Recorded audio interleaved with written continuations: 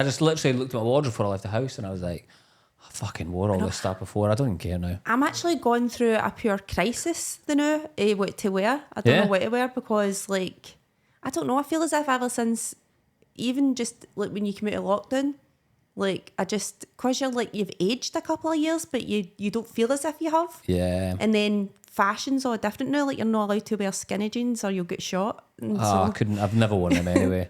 I did huddles of them, and then it was just wearing skinny jeans. And how do you find out how you're not meant to wear these things? people just like people tell you to tweets your and face, stuff. Like, right? they'll be slagging them. You're like, oh, all right, better not wear them anymore. And like trainers and stuff, I don't know what message I'm getting out when I wear certain trainers as well. Cause, I mean, I think it's alright. I think you just don't really give a fuck. You seem to just kind of just like don't really care about I don't. Oh, thanks. No, I mean, like, you're not in how you look, and just like in terms when you go on stage, you just seem to just like, oh fuck it, I who know, cares? but that was the thing. But because part of my routine was about like loungewear, so I would always just shove on loungewear. I had a joke. Oh, did you do it deliberately? No, really. It was just more like the jokes just came because I just started kind of slagging myself off on stage, and then I was like, oh well, I'll just wear a loungewear top, my jeans, and like a pair of trainers. But now I feel as if I should tidy myself up a wee bit. Nah.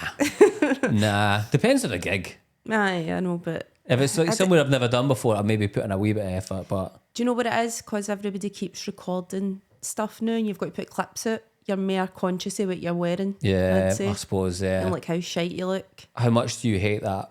Like having to do clips and shit. I'm absolutely livid. I've only just accepted that you need to do it now. I like put it off for so long, which I'm also raging about because I'm like, if I had been doing this like a long time ago, because it does make a difference. I know, it's so annoying. Aye, and then so you're already beating yourself up about that, and then you're just like, ugh, like having to do it and all that, and having to edit clips of yourself, and you're just like, oh my god, this isn't how I looked in my head. Yeah, before I started, I was just like, I'm not going to do it online. If I honestly considered deleting social media, and there's like, I'm going to be a comedian that doesn't need social media. That's genuinely what I thought when I started. Same. I'm that good.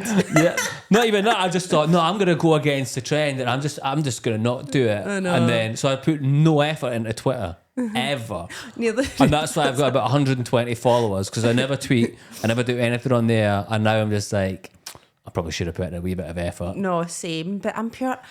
This is the thing, right? What I think is, like, when I signed up to be a comedian, like, I signed up to be funny for like 20 minutes on a Friday, Saturday and Sunday, and now I feel as if you always have to, like, you have to just constantly produce content and be funny all the time, and then and I'm just like, no.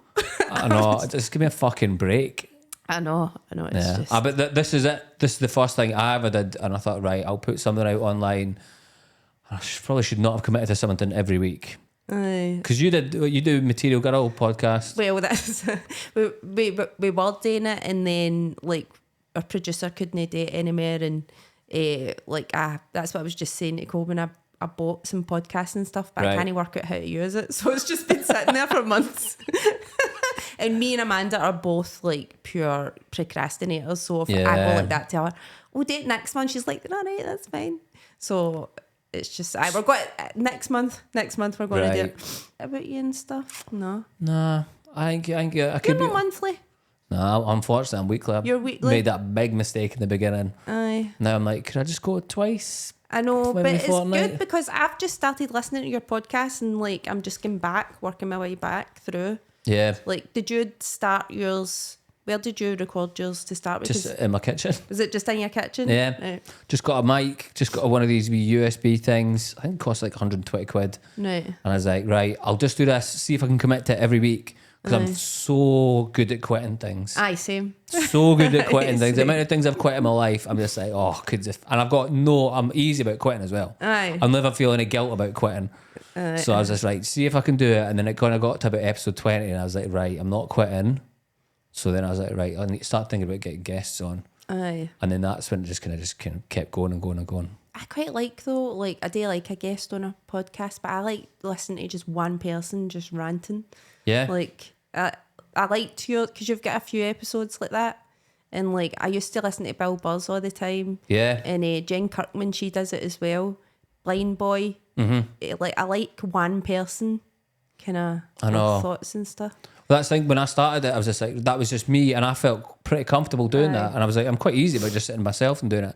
But then I got to a point and I was just like, right, it needs to be changed up a wee bit. Aye, I suppose. Quite every now and then, if I can't get in here, I'll just do an episode by myself and I'll enjoy it. Aye. No, see, now that you're saying that, that's why I stopped listening to Bill Burrs, because he was just talking about the same things like all the time. Yeah. It's like football and... Yeah, I used to listen to his as well. And like I said, I used to listen to his podcast as I went to sleep. It's so like, Just having a really... you're pure angry. Just having an angry bald man just shouting in your ears as you're going to sleep.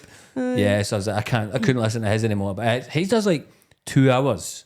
I know. Just sitting, just shouting into a mic, and I'm like, come on, man. I know. I would just be like, I'd run out of things to talk about. Like, aye. So... Yeah. But no, we're going to start. I bought the stuff now, so I need to do it. Yeah, that's it. That was the logic behind it. Like, if I buy this stuff, it will make me do it, because I've just spanked like all my savings on it. You got Fern Brady on next month? We have, but we can't get her to do the podcast because she'll not be in the country at the time. She's only coming through for a show. So, but Fern Brady is going to be on the show, the Material Girl show, the night after she does the Kings, I think. So nice. She's planning on doing new stuff. So that'll perfect. It'll be fun. Are you supporting her at Kings? I don't think so, no. You supported her before, the way? I have, last year. I'm doing Larry Dean's tour support now. That's where I was today. I was just in Manchester. Were you this morning? I literally just drove here, rolled out my car. And I just stayed there in Manchester. I was going to drive home last night, and then I was like, oh, fuck, I'll just stay. And then so I was doing that last night. And so I've just literally come out my motor. I'm pure fucked with the cold. I'm just so tired. How was he doing the frog and bucket? Aye, frog and bucket, which I usually don't enjoy. The frog and bucket, do you like that one? I've done it a few times. I quite like it. The stage is a bit weird. The stage is too high. I've never done a weekend there before, but I've done like the Thursday nights. Yeah, I've done a Thursdays. I did a new material night. It was Sarah Millican's new material night though, so it was packed. Right, so it was dead weird because like she'd asked me to do it, but I was like, right, okay, but you know how that way I'm like, it's Sarah Millican. I don't want her to see me doing like new material. It's gonna be pure shit. You're doing the pure weekend club set, and she's like, that's bloody good material, eh? I know, but like obviously she'd be able to tell if you were doing that, and she says like just use the opportunity to like do new material because it's a packed room. You don't really get like much opportunity to like road test stuff in the conditions. But still though, she's... I know, I was for fuck's sake, like I just want to do my good stuff and pure impression. And my pal Hayley was like, no, don't, because there's people that come on this night and they do that, and it's just like, it's no fair on everybody Hayley else. Ellis. Aye, Hayley Ellis. Yeah, she's class. Aye, she's so funny. She's so funny. She's compared, I think, twice when I've been down there. Aye, I think she's a regular host there. Yeah. She's like kind of coming up a wee bit as well. She's just started to do like a lot of tours and stuff, and yeah, she's funny as fuck. Aye, she's just so quick as well. Like just that kind of comedy robot like mind. Yeah. I'm not like that at all. So you were there at the, obviously, I have to talk about this, you know, but the night that Larry Dean got that pure amazing heckle that he put out, and because you're mentioned in the video as well, isn't it? That is one of the funniest clips I've ever seen. I know, like it's just brutal. Like so your listeners might not know, but what was it? The woman shouted something out. And he's like trying to like figure out what she was saying, and then it turned out she was like, my dad's dying or something. Yeah. I wasn't actually in the room when like that happened. I was already going back up the road. All right, so when he shouts back, you're actually gone. I wasn't even there. Okay. But it wasn't until after he texted me and told me what happened, and then I saw the clip. I was like, thank fuck I wasn't there, because it was just the most brutal. I've never seen anything even close to that. I know. And like, when I was supporting him last year, there was this is last night in Manchester. He's got this super fan, right, with the worst laugh you've ever heard. Like, fucking hell. And he kind of follows him about. So last year when I was doing his support, he came to like 3 shows, and he's you want to hear this laugh? It's honestly like a sea lion. Like it's. Does he sit up the front? And like even if it wasn't, you'd be able to like you could. It's one of the laughs you just have to like address it because everyone else would be everybody like, else is like aye. And then when you address it, the merit he laughs, and then it just like just honestly, dominating every show then. Exactly. And last night, what's his name again? I think it's Douglas. We were sitting in the Frog and Bucket green room, me, Larry, and his boyfriend, and we just like there's a wee monitor in there, and you can hear the audience. We just heard his laugh.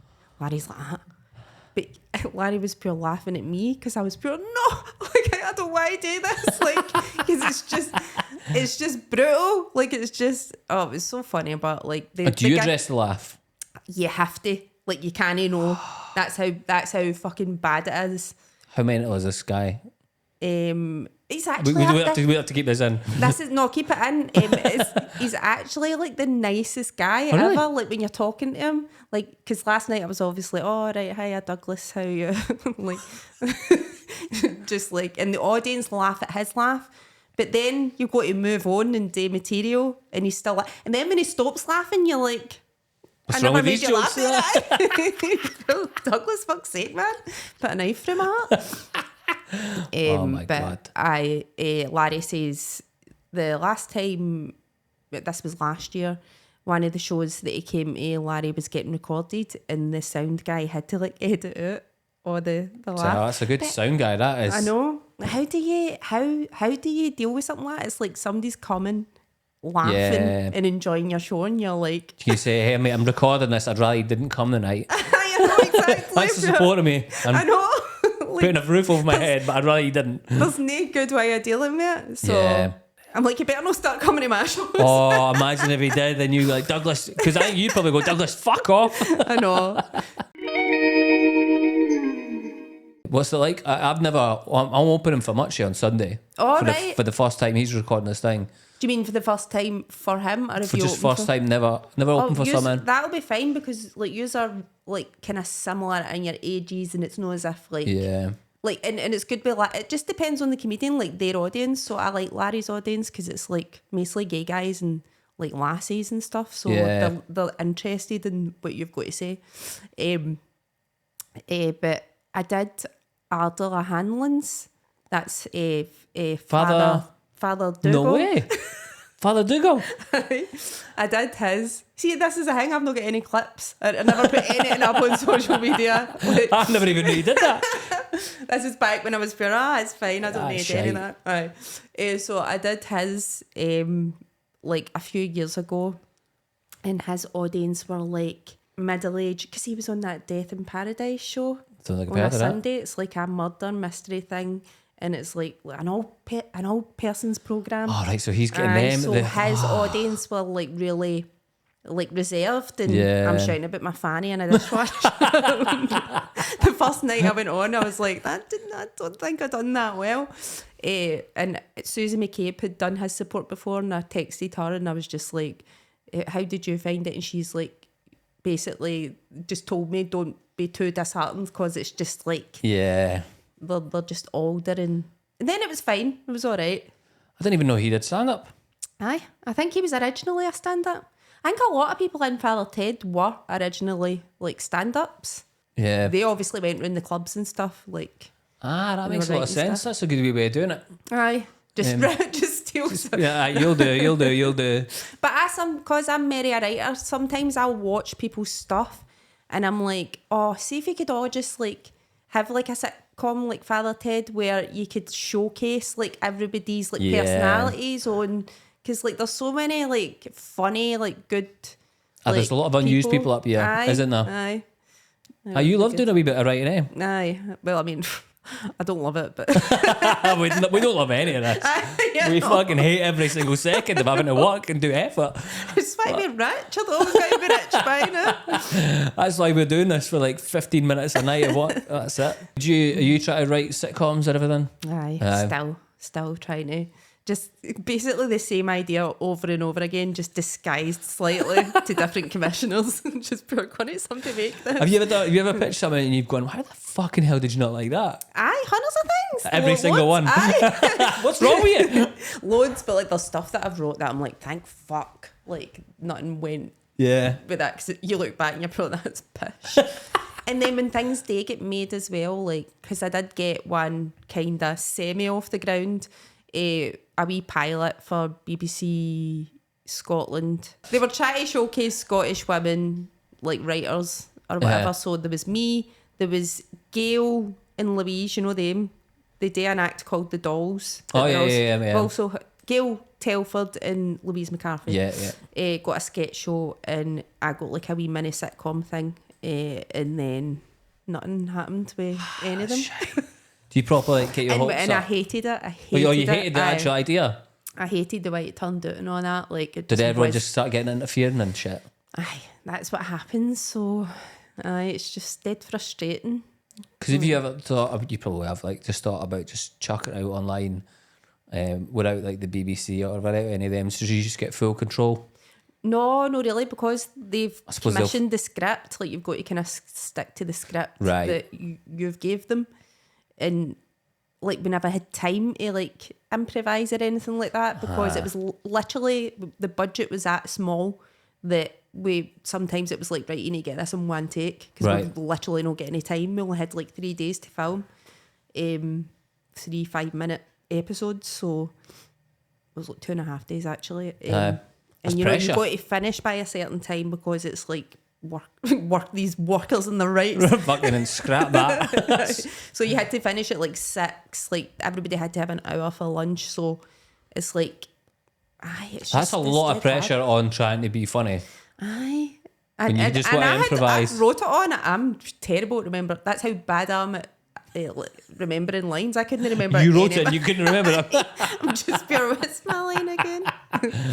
Aye, but I wouldn't even mind just writing a sitcom for somebody else. I'd actually prefer to do that, but because I'm doing stand-up now, if you get like a sitcom or something, people kind of want you to be in it, because like I've had commissioners go, oh, we like your stand-up, can you try and like write a sitcom kind of similar?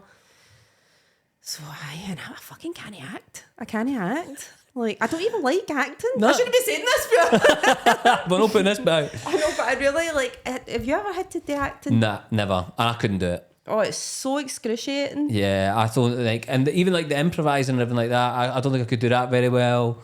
At least with improvising, you don't have to remember any lines. That would be the good part of it. Because I had like Scott Squad's a wee bit like that, isn't it? You just kind of just like go up with an idea and then you're just going to mess about. Like, I did my audition years ago. They make you come in with a storyline. Yeah. And then you have to sit with like, well, I think it was Noddy for the comedy unit, that guy that works at and then kind of like act it out with him. Yeah. Was it Noddy? Anyway, it doesn't matter, but it's just that way you're sitting at a desk trying to like improvise and it feels weird. They're assessing you, so you don't even feel like, you know, in the moment. Aye, you're just pure in your head. Like, I keep looking into that camera. You're just in your head, just like, oh my god, is this? So they did use me, but they didn't use my storyline. So bastards. I know. Well, it's fucking done now anyway. It was quite a good. I thought it was a funny storyline as well. What was the storyline? It was like somebody. it was like, you know, like if somebody like wolf whistles you in the street, like somebody done it to my dog or something, and then I was trying to get them like arrested for like harassing my dog. Aye. That's good. I thought it was funny. Aye. That's funny. Connor was in here last week talking about breaking the news and said you were on it recently. Aye. And you in the family. He didn't tell us anything about it. He just said that you were doing a lot of stuff and they were just like, we can't use any of this. Do you know what? I'm surprised they kind of like used it. They must have just had no choice. Just pure we need to like put her in the show.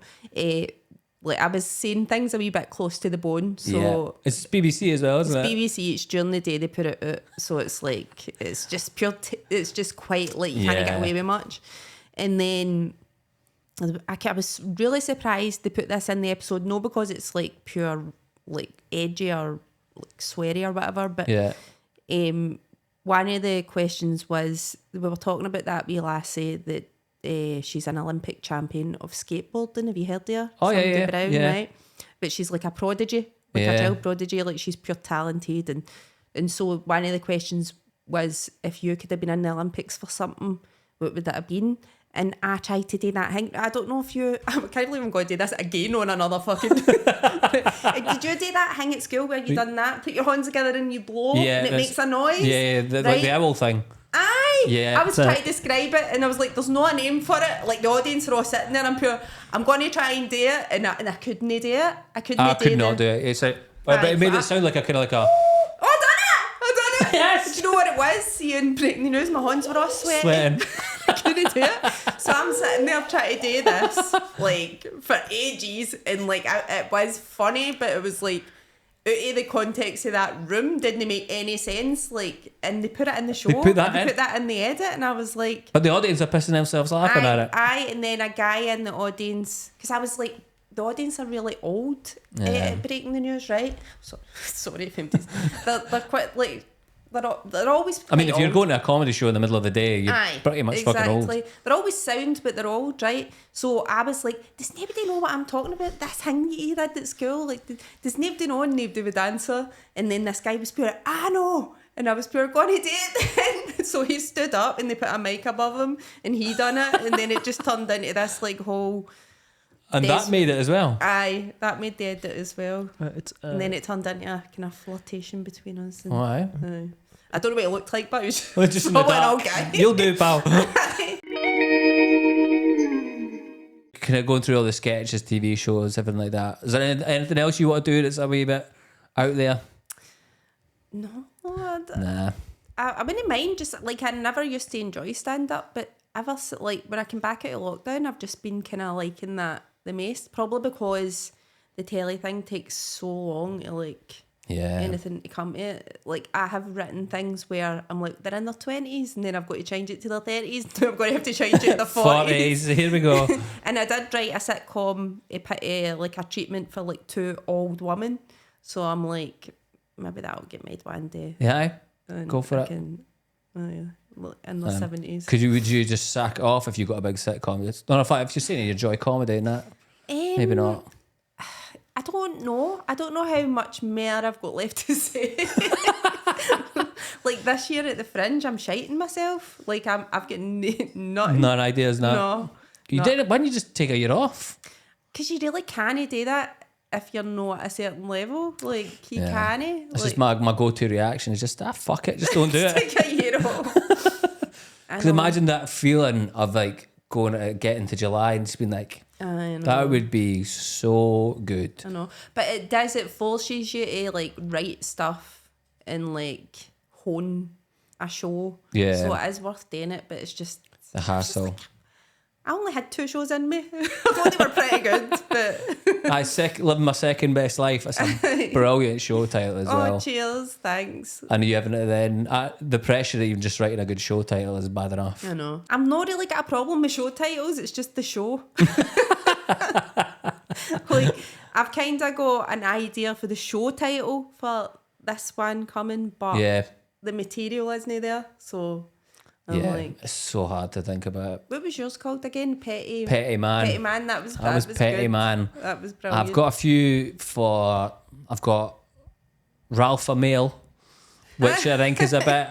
I think I was like, I'm never going to do puns on the word brown again for like French shows, and then I was like, my girlfriend came up with Ralph a Male, and I was just like, yeah, no, Ralph a Male is kind of punchy, but it's not. It just doesn't do the job. I don't know. Nah, because then you didn't want any wee freaks turning up. I don't know. I mean,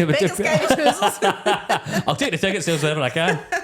What are you doing the Fringe? Trying if you're right winger. I mean, some people, you can tell when the people lean into the right wing shit. Just like they've just run out of ideas. Aye, just like, that'll be me. 2 years time, we'll be doing the same thing. We'll be on GB News in no time. These shy guys. I would like to do a sketch show combined with like some sort of stand-up-y type thing, but I know I won't do that. What's the one you did one of last year? Remember when we bumped into each other and you were like, oh, I'm doing this? I actually, And I said to you, if you don't come in, you better fucking. I'm sure it was like a Monday or something like that, and it was my only day off, and I was just like, I just don't even get across the door that day. Aye. And you were like, you're dead to me if you didn't come to this. I know, actually. So And here I now am I'm on your podcast. Yeah, I'm dead to you. What was that again? Oh, I would like to do that. That was one that I done with my pal Rachel Jackson, and it was just like it was like a sketch show, but it was based on us two having a night in and ordering a Chinese, and it was just mental. The sketches were mad, and like we had like filmed sketches as if we were like watching the telly and the audience was watching it with us, and it was brilliant. But it's just not going to work out this year, and a lot of effort. Aye, but I would like to do that. Like I would rather do that than write another show. So. It does feel like it's just a lot of, because I'm just doing like a fuck about. I'm doing like the Waverley at like 10 o'clock. I'm not in like, the morning. No, fuck that. At night. So I'm not really like the Waverley. That's nice in there. Aye, that's a cool wee room. Aye, so I think Ray Bradshaw did it last year and brought like John Bishop right. in. Aye. So got to see John Bishop just chilling in the Waverley. That must be like a pure novelty for him, like just to do like a nice wee room. Yeah, and when they came up, it was like the last few shows they did together was like Wembley. Aye. And then they were doing the fucking Waverley bar. I know, but I bet you John preferred that. Yeah. Because like it's not a big soulless stadium. Yeah, nah, so that's what I'm doing. And I just want to just like piss about. Aye, I would love to do that, but I've been wanting to do this for a few years. Well, last year I wanted to do it, but I never had any jokes for it. So like just like a show, just like talking about how it's all right to be like mediocre. Yeah. So the title was going to be 3-star show, but somebody else has already done that. Aye, so I was like, Bastards. Amy Matthews sent me. She's been, oh no, something's because I've only had 3-star reviews. And you know how like everybody's got like 4s, 5s, or this, or the posters. I was just going to put all my 3-star reviews on a poster because I thought that will stand out more than 5 stars. Like, and then just be like, right, it's probably going to be all right. You're going to have an all right time. Yeah, if you come here, just that'd be good. Like it's fine. Just a wee laugh. Like, how much do you like? What do you enjoy the reviewers? Do you like it? Do you hate it when they come in and review? Well, the first year I didn't want to know when they were in. I was like, just don't tell me. And then, like last year, because I've only done 2 shows, last year I was just like, fuck it, I don't care. And I preferred to know when they were in for some reason. I don't know why.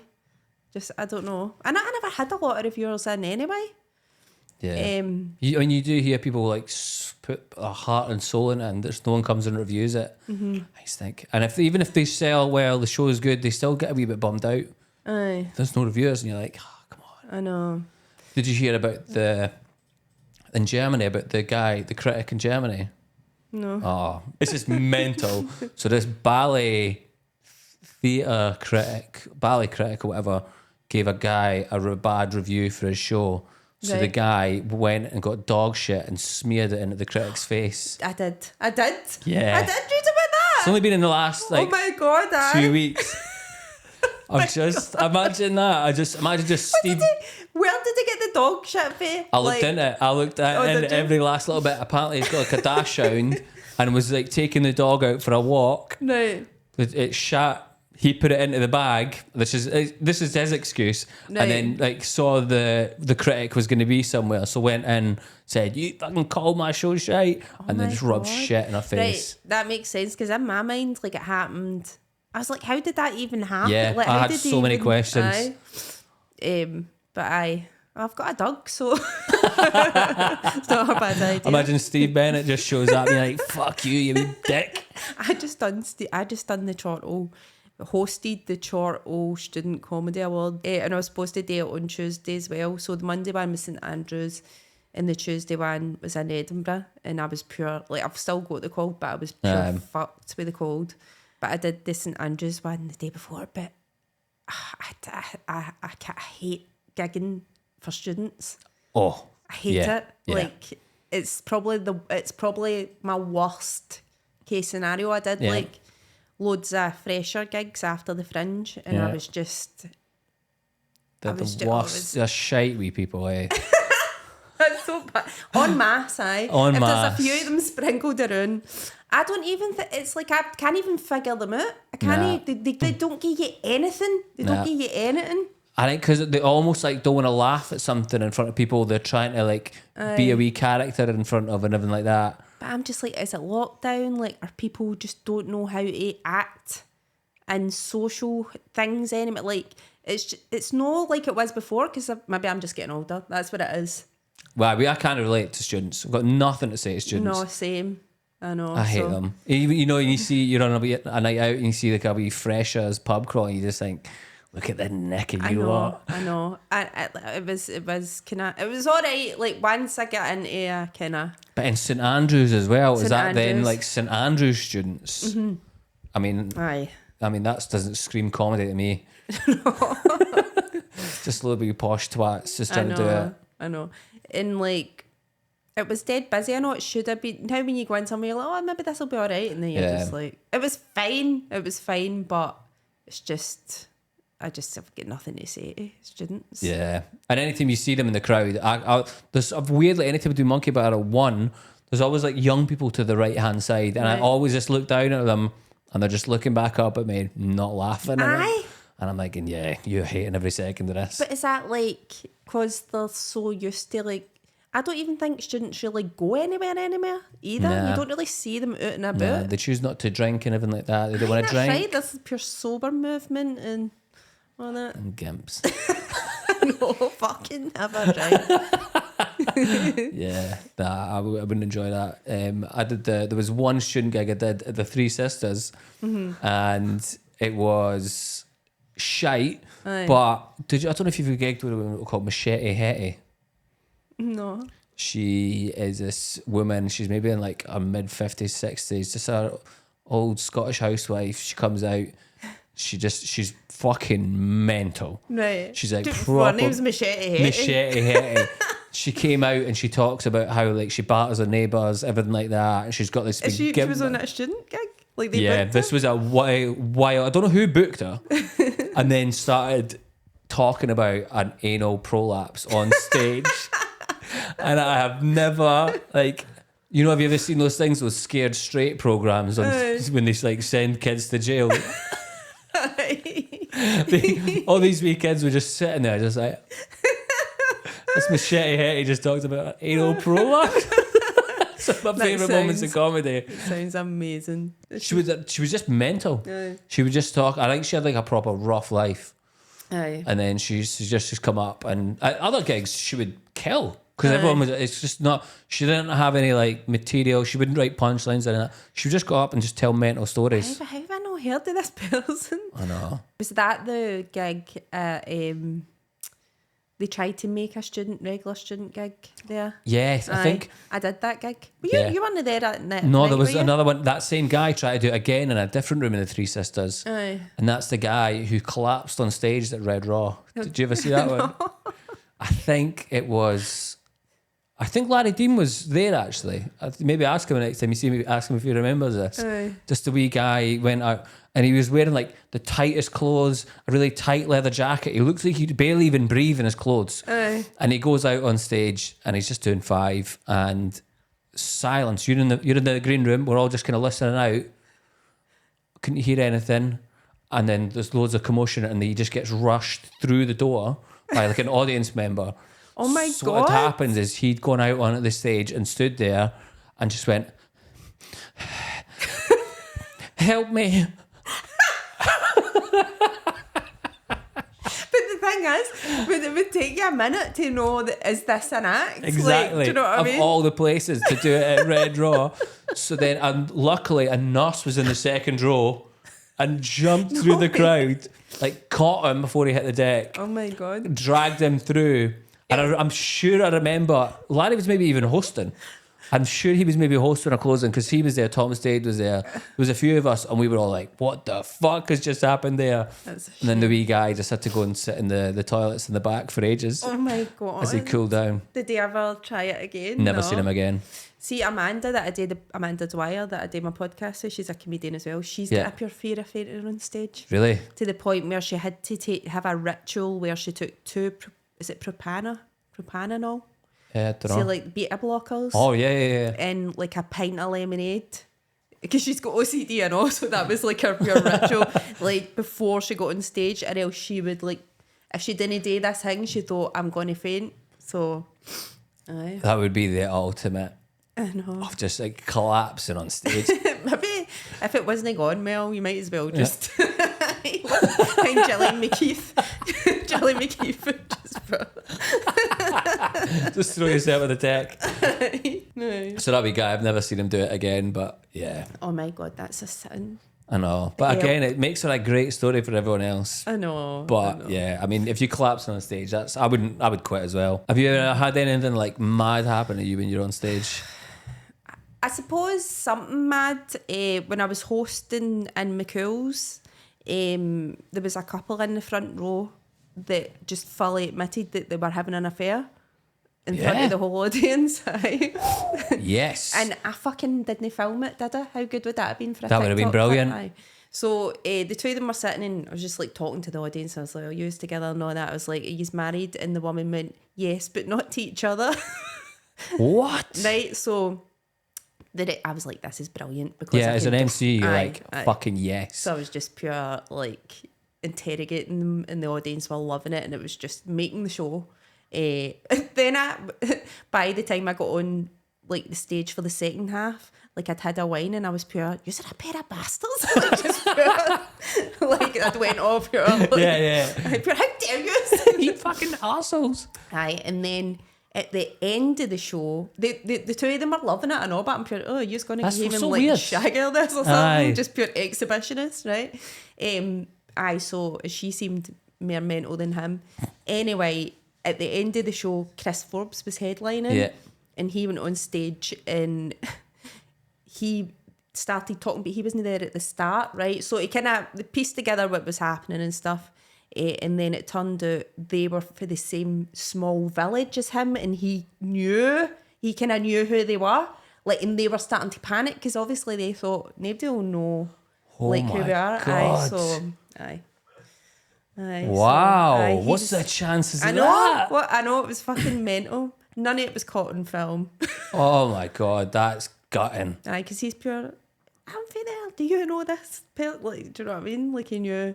I was gonna say, if you were like, why would they come at like Glasgow to do that? That's like, and just be so brazen about it. I know, but I think they thought because I think this, wherever Chris's face, like miles I away. can't remember what it's called. They must have just, I don't know if they were just drunk and like, I don't know. But aye. Mad so that's probably the bastards. maddest thing. Aye. I mentioned this on the podcast before. Like, people they're so honest. Aye. You don't have to tell us the truth. I know. But they do. They just go like, oh yeah, no, I'll tell you exactly. Anything you want to know, I'll tell you. I hate it when they lie to you, but I was convinced in Monkey Barrel that the whole front row was lying to me, but it turns out they weren't.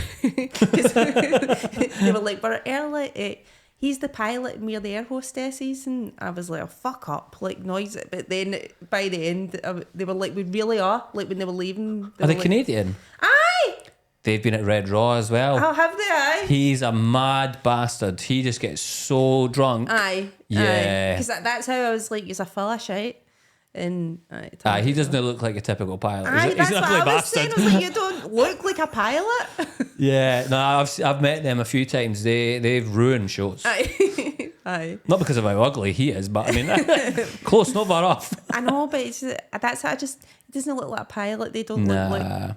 I'm probably just brainwashed by like films and stuff, but that will not be the last time you see them. Oh God! I think this must be their wee hub when they come to Scotland, and then they just go to comedy shows.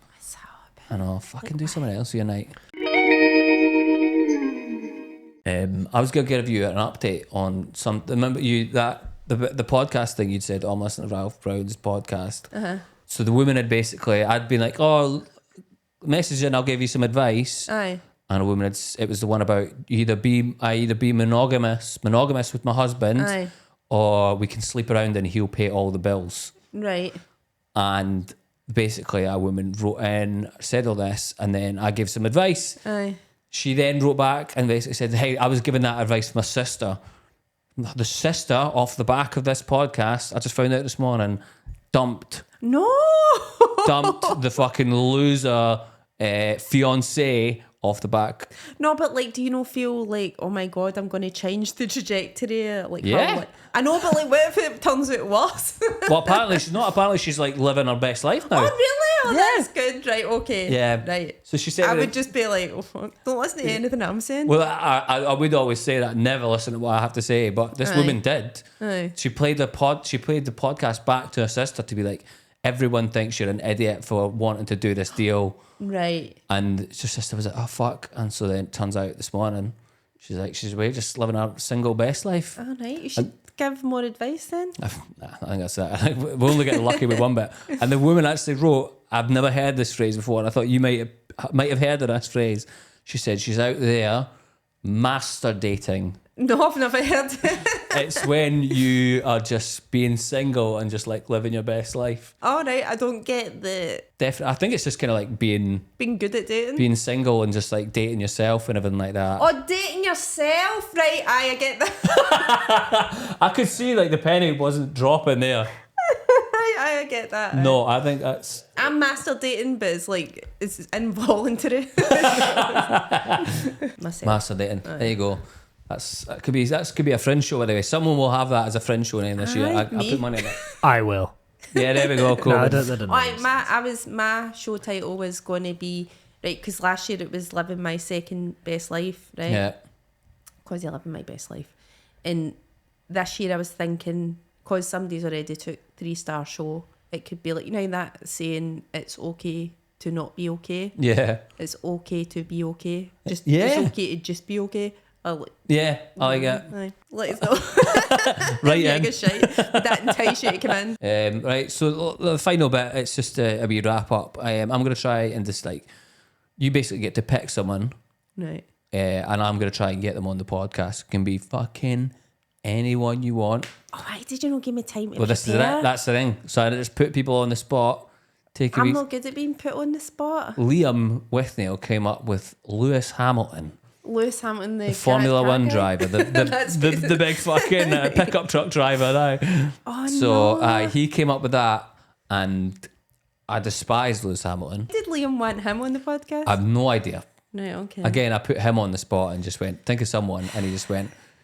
Well, how realistic have you been No, here? it doesn't have to be. It can be anyone you want, and I've literally messaged them, phoned them, everything like that. I'll try and get them on. Have you already done that with Lewis Hamilton? Because I No. have heard you on your other podcast saying that you're trying to get famous people. Yeah. Oh, can I think him, did I? Well, I'll tell you what, you don't have to give it now. You can let me know afterwards. No. All right, cool. We'll just sit here and we'll wait. So it can be like any like singers. I think looking at the. All right, well, for Beyonce. Why not? Right. Okay. Yeah, go big. We'll go big. Do you have a plan B in case I can't get Beyonce? Or you just say I fucking gave you? Is that how you say her name? I think so. Nobody knows I know, I because was nobody like- says it. Solange. Well, I'll try and get the Knowles sisters on the podcast. So we'll get a third mic in for that. People are funny about Beyonce. Really? Aye. I thought she was pretty. I thought she was kind of quite harmless. I mean, it's that thing. Have you ever seen that SNL sketch where people realised that Beyonce was black? It's like, well, No, I've not seen that. because she used to do like quite music tailored to white people, Right. And then she just started like doing better music, Right. And they're like, oh my God, Beyonce's black. Although she did I hate this. You know when people do like photo shoots so when they're pregnant? Aye. I hate that as Do well. you hate that? Oh, that is just the worst. I'm just What like, about Rihanna's Super Bowl? She revealed her pregnancy. I've at the still not Super seen any of Bowl. that. Oh, right. Okay. But that feels alright. But just to do a big photo shoot to be like Aye. I'm pregnant feels a bit like that's worse than like a gender reveal, to be honest.